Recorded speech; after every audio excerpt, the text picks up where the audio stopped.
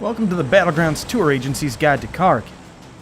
Now, you might know Karakin from its infamous black zone and survivors using sticky bombs instead of doors, but this little island is so much more than a 2x2 field of destruction. Take the Jamila textile operation, for example. Jamila Textiles was by far the most prominent business on the island, replacing farming after a massive drought devastated the economy.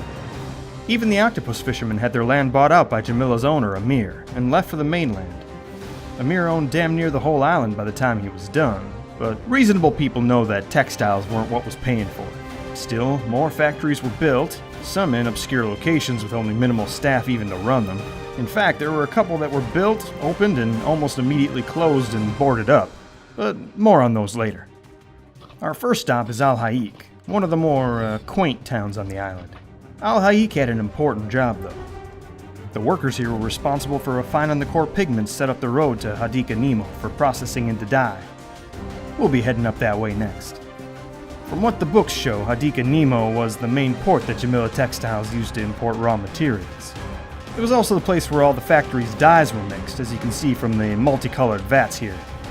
Now, on the way to Al-Habar is the first of those boarded up factories I talked about. They patched up the walls after the last battleground, but sure would be interesting to see what's going on in there. I got a feeling it wasn't making textiles. Next up is Al-Habar, one of the biggest cities on Karakin. Al-Habar was the city closest to many of the farmsteads on the island, and thus used to be a pretty big economic area. After the farmers had left and Jamila bought up their land, the city was mostly inhabited by factory workers. Speaking of Jamila, up on the hill over there is the main Jamila textile factory.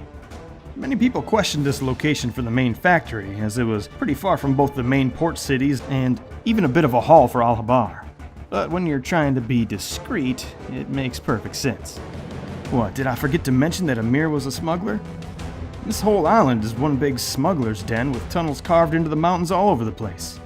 There are supposedly ways in across the land, but you have to have the right equipment to knock on the door, if you know what I mean. This factory here is actually sitting on one of the major tunnels that Tenebris used to store their pilfered prizes. Speaking of Tenebris, let's head west and I'll tell you more about them. This is the port city of Barca here. Did you notice an ominous octopus logo sprayed all over town? This was the mark of Tenebris, who were smugglers, pirates, gun runners. If it's shady, they probably had their tentacles in it. We know now that Amir was the head of Tenebris and used the textile business as a front, giving Tenebris easy access to shipping lanes for piracy, a legitimate reason for moving cargo, and a way to launder some of those illicit earnings.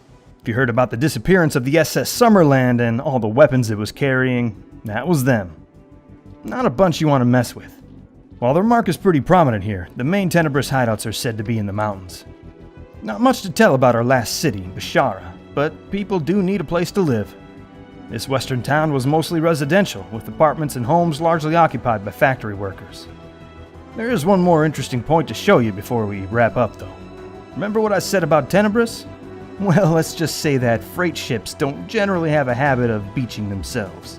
As for what happened to Tenebris, Amir, or the people of the island, that's a little tougher to say. All we know is, whatever happened, Karakin's story ended with the battlegrounds. That's it for this tour. Friendly reminder that anything you found on the island must stay on the island. I had one tourist try to smuggle a gold bar off a few trips back. Crazy what you'll find in these old places.